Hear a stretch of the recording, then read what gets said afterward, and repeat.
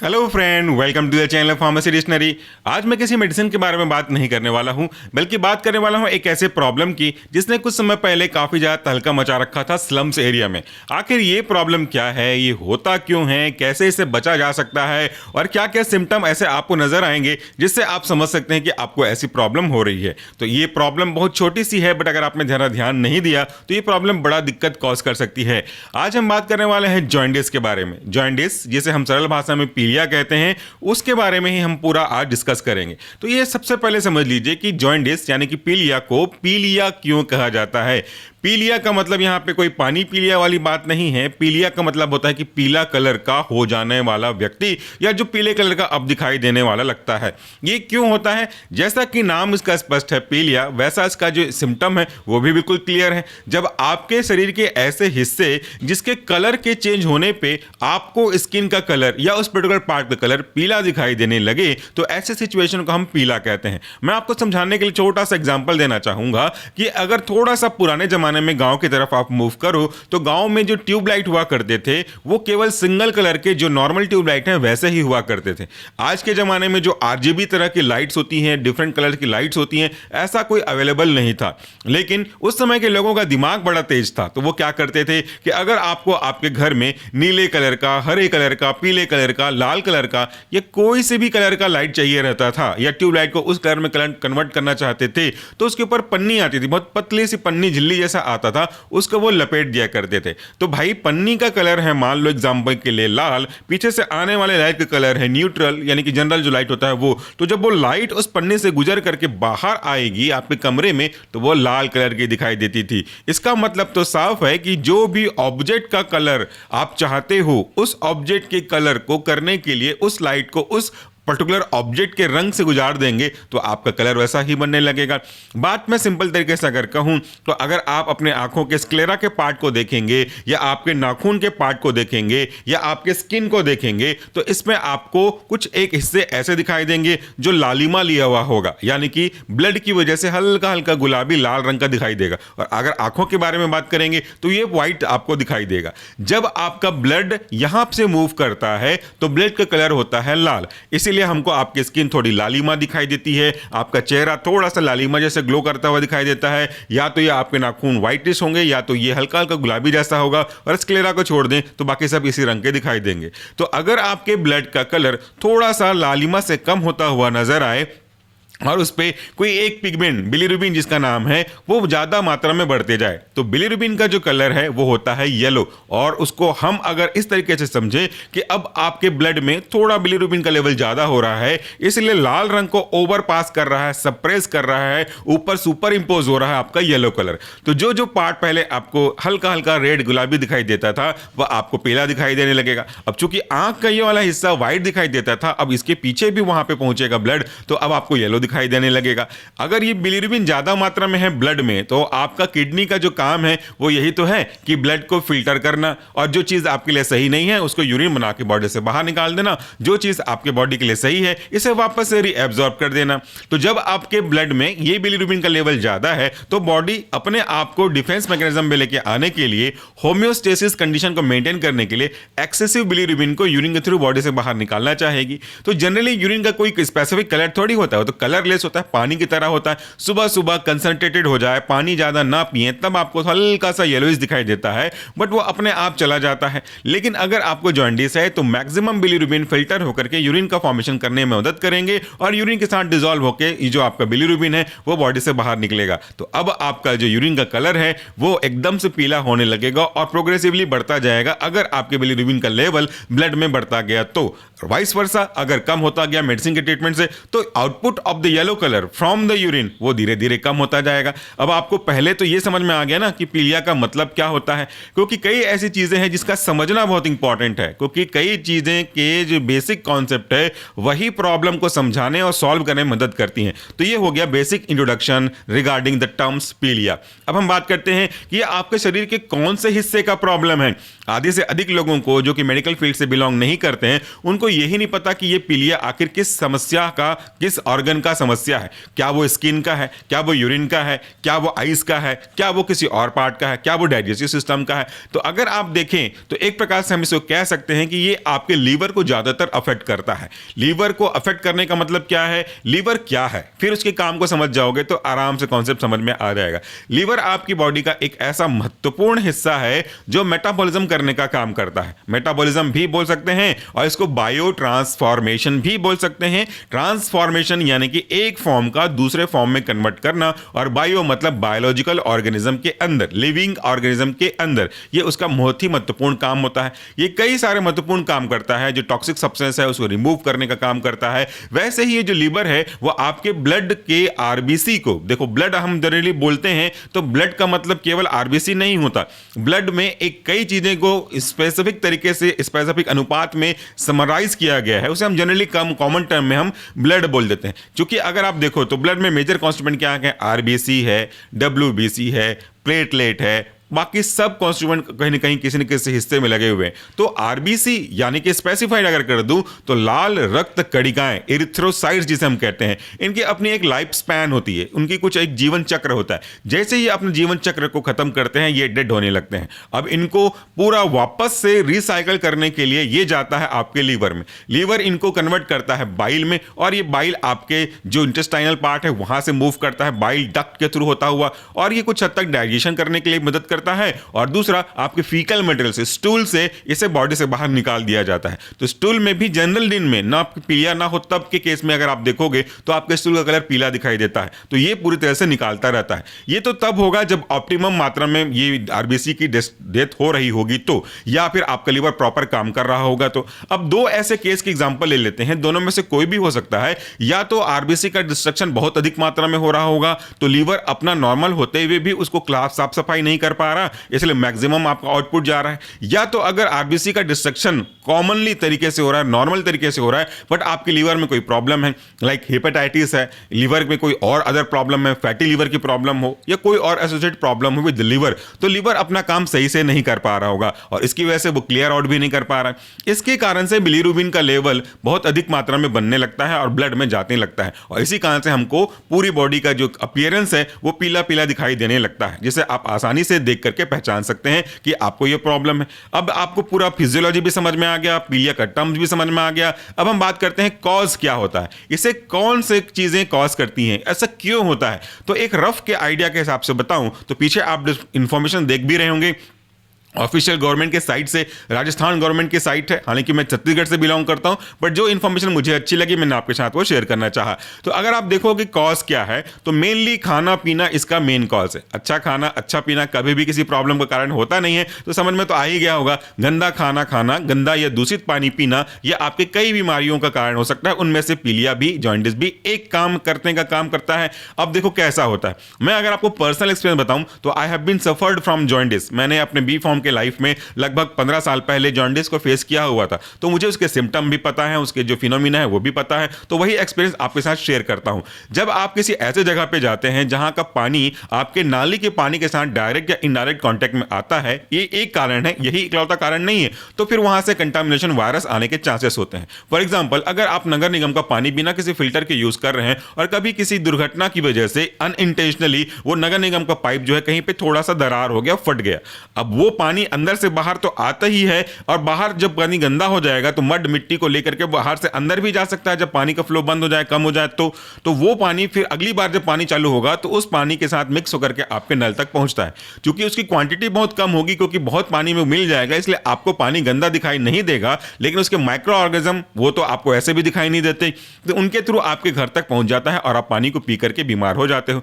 दूसरा, दूषित खाने से भी होता है। कई चीजें ऐसी होती हैं जो पुरानी हो गई हों, बासी हो गई हों, उनको आप कंज्यूम करोगे, जो रोड किनारे स्ट्रीट फूड है उनको कंज्यूम करोगे तो वो हो जाएगा। ऐसा नहीं है कि रोड किनारे स्ट्रीट फूड खाने से ये पीलिया की प्रॉब्लम होती है। सब जगह सब चीज एप्लीकेबल नहीं करता, वो डिपेंड करता है कि सामने वाला जिससे आप परचेस करके खा रहे हो, जो चीज आप खा रहे हो वो कैसा है। क्योंकि ये चीज तो आपको खुद पता होगी कि अगर आपने किसी ऐसे होटल को देखा होगा जो रात का समोसा अगर बचा हुआ है और वो कहीं कंज्यूम नहीं किया, तो अगली सुबह जब दुकान खुलेगी 7 बजे 8 बजे, तो सबसे पहले उस बचे हुए समोसा को तेल में वापस निकाला चला जाएगा। अगर कोई चाउमीन बचा हुआ है तो सुबह सबसे पहले अगर जब भी दुकान खुलेगी तो उसे गर्म किया जाएगा। कई चीज़ें ऐसी हैं जो एक्सपायर्ड हो जाती हैं लेकिन उनको चला दिया जाता है। तो ये तो फैक्ट है जिसको आप ना कोई अवॉइड कर सकता है ना कोई इनकार कर सकता है। तो ऐसी चीज़ों की कंजप्शन करने से, खास करके गंदा पानी पीने से आपको ये प्रॉब्लम होती रहती है। आपने हाथ को पानी में डुबो दिया किसी जगह पे और उससे खाना शुरू कर दिया तो एक मेजर प्रॉब्लम है। रोड किनारे मिलने वाले पानी पूरी जहाँ पे मैक्सिमम जगह हाइजीनिक कंडीशन मेंटेन होता ही नहीं है,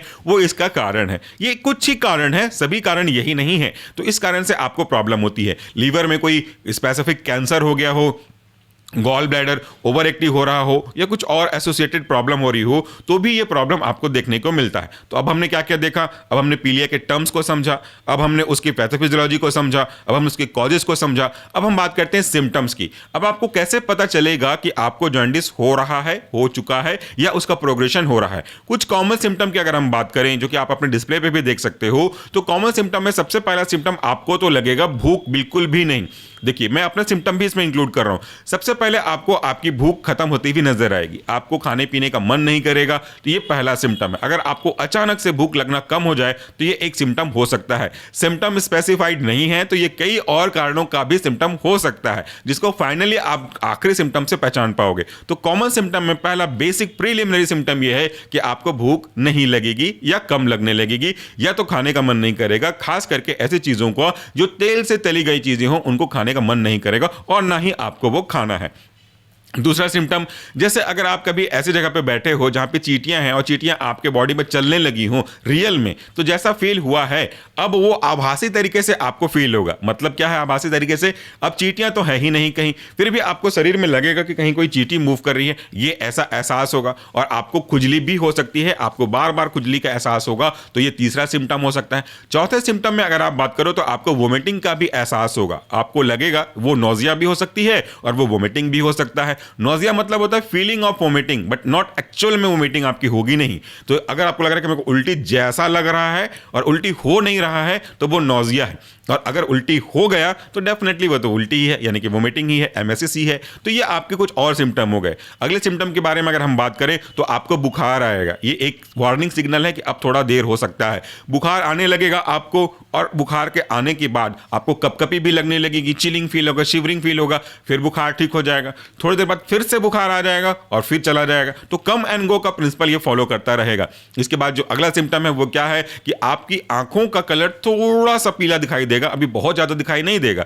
आपकी आंखों का कलर थोड़ा सा पीला दिखाई देने लगेगा, आपका यूरिन का कलर थोड़ा सा पीला दिखाई देने लगेगा। और हाँ, एक चीज बात जब निकली यूरिन के कलर की, तो आपको बता दूं कुछ ऐसे सिचुएशंस होते हैं जहां पे बिना किसी जॉन्डिस के भी यूरिन का कलर पीला जाता है। जैसे अगर आपने बी कॉम्प्लेक्स का कोई टैबलेट खाया है, कोई कैप्सूल खाया, बीकासोल जनरली आप यूज करते हो, तो बीकासोल खाने के बाद भी आपका जो यूरिन का कलर है वो पीला जा सकता है। तो अगर ऐसे केस में अगर आपने बीकासोल खाया है तो डरने की जरूरत नहीं है। इन जनरल हम बात कर रहे हैं, तो आपके यूरिन का कलर भी पीला जाने लगेगा। तो ये आपके लिए कुछ स्पेसिफिक सिम्टम्स हैं। जी मिचलाना, थोड़ा सा अजीब लगना, थोड़ा बेचैनी फील करना, इचिंग होना, थकावट महसूस करना, ये उसके कुछ कॉमन सिम्टम है। आपको अब थकावट फील होने लगेगी, ये आपके कॉमन सिम्टम की बात हो गई।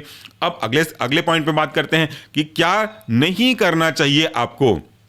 डिटेल से वीडियो बना रहा हूं ताकि कोई भी क्वेश्चन छूट ना जाए। कोई भी क्वेश्चन अगर छूटता है तो कमेंट बॉक्स में पूछ लीजिएगा, मैं आपको बताने की कोशिश करूंगा। अब क्या नहीं करना है वो ध्यान दीजिए। पीलिया के ऊपर कई सारी चीजें चलती हैं। वैसे अगर आप देखोगे तो पीलिया को ट्रीट करने के लिए कोई विशेष मेडिसिन की आवश्यकता है नहीं।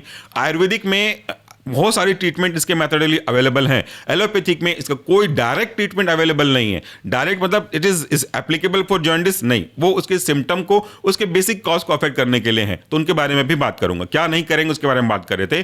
कोई विशेष चीज जो आपको पसंद नहीं है वो बिल्कुल मत करिए, क्योंकि वो ऑलरेडी आपको इरिटेट करेगा। दूसरा, तली हुई चीजों से बिल्कुल दूर रहिए। जो फास्ट फूड है, घर में कोई भी चीज जो तेल से तली गई हो उससे दूर रहिए, क्योंकि अब आपका लीवर उस कैपेसिटी का नहीं रह गया जो उस फैट को पचा पाए थोड़े थोड़े दिनों के लिए। उससे दूर रहिए।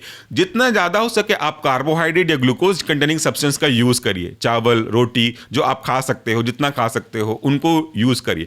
शुगर कैन का रस बहुत ज्यादा महत्वपूर्ण होता है, लेकिन इस पर भी एक कंडीशन है। शक्कर बोलता हूं मैं, जो गन्ने का रस है ना उसका यूज आप करिए, लेकिन विशेष ध्यान रखिए ये कि गन्ने का रस किसी रोड किनारे जो निकालने वाले हैं उनसे ना लिया जाए, क्योंकि वहां पे कंटामिनेशन बहुत ज़्यादा होता है और फिर से आपको प्रॉब्लम कर सकता है। तो अच्छा तरीका यह है कि गन्ने ले आइए, गन्ने को काट काट के छोटा छोटा पार्टिकल टूट तोड़ दीजिए उसको पीसेस में। अब चबा सकते हैं तो चबा लीजिए, वरना घर में क्रश करके आप इसको यूज़ कर सकते हैं। ये सबसे अच्छा, क्योंकि ग्लूकोज उसमें बहुत ज़्यादा होता है, तुरंत आपको एनर्जी मिलेगी। तो ये आप कर सकते हैं। खिचड़ी आप बिल्कुल खा सकते हैं, जो मूंग दाल का खिचड़ी है उसे आप यूज़ कर सकते हैं, काफ़ी अच्छा होगा। दलिया अगर खा सकते हैं तो वो खा सकते हैं। नींबू पानी is very very very very very very essential. मैंने इतने बार वेरी बोला कि मैं आपको समझा भी नहीं सकता कितना इंपॉर्टेंट है। तो जितना अच्छा होगा कि आप साइट्रस फूड का कंजप्शन करें, नींबू, संतरे, इस तरह की चीज़ें जो आपके मौसमी फल आती हैं जिसमें साइट्रस फ्रूट होता है, उसका आप यूज़ कर सकते हैं। वो बहुत अच्छे से क्लियर करने का काम करेगा आपके इस जॉन्डिस के कारण को, बिलीरुबिन को। तो वो आपके लिए बहुत इंपॉर्टेंट हो सकता है। और क्या करें, जितना ज़्यादा क्या ना करें, बात करें तो एक्सरसाइज ना करें।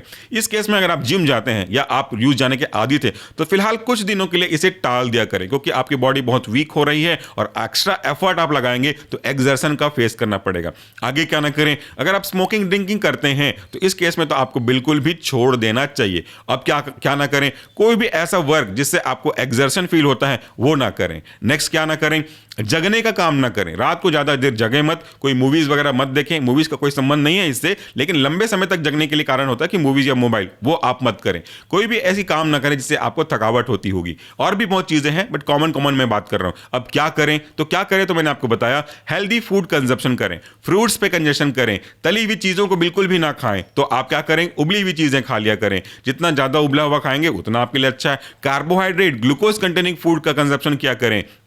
जो आपके आयुर्वेदिक काढ़ा है उनका आप यूज़ कर सकते हैं, गिलोय का यूज़ कर सकते हैं, जो भी नेचुरल चीज़ें आपके घर में अवेलेबल हैं उनका यूज़ कर सकते हैं। और फ्रूट्स तो जैसे मैंने कहा, साइट्रस फ्रूट को आप इंक्लूड कर सकते हैं। और मेडिसिन के बारे में अगर बात करूं तो 2 मेडिसिन आप हमेशा के लिए याद रखिएगा, जॉन्डिस में बहुत ज़्यादा काम करते हैं। और एक उसमें से OTC प्रोडक्ट है, यानी कि इसको लेने के लिए किसी डॉक्टर की सलाह लेने की आवश्यकता नहीं है, दूसरे के लिए आवश्यकता है। तो जो आपका लीव 52 है ना, याद रखिएगा, लीव 52 या तो प्लेन लीव 52 या लीव 52DS डबल स्ट्रॉन्ग, इनमें से कोई भी आप ले सकते हैं। डोज उस पर लिखा हुआ होता है, इसलिए आपको परेशान होने की आवश्यकता नहीं है।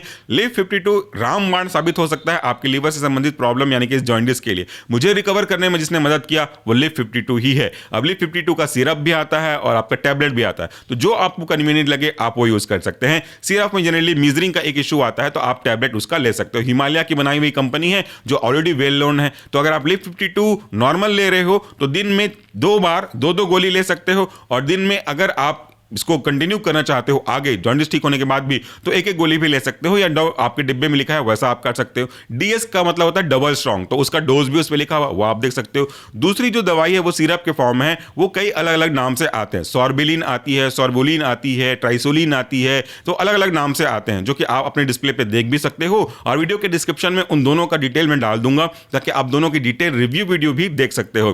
तो ये जो दवाइयां हैं वो आपके लिए काम करती हैं। डॉक्टर के पास जाएंगे तो वो आपको इन दोनों में से कोई एक या दोनों जरूर प्रिस्क्राइब करेंगे, या कोई भी ब्रांड नेम चेंज कर सकते हैं, लेकिन एक्टिव कॉन्सेंट्रेट उसका वही होगा। इसके साथ साथ आपको एक पर्सनल सलाह दूं, अगर आप माने तो, अगर आपके ऊपर इच्छा है मानने की, तो ये कंपलसरी नहीं है, ये ऑथेंटिक भी नहीं है, लेकिन अगर आप लिटरेचर की बात करेंगे, ये फार्माकोग्नोस्टिकल पॉइंट ऑफ व्यू से बात करेंगे, तो आपके लिए काम का है। ऑथेंटिक नहीं है मतलब डॉक्टर आपको, एलोपैथिक डॉक्टर ये तो नहीं कहेगा। आयुर्वेदिक के पास जाएंगे तो जरूर करें।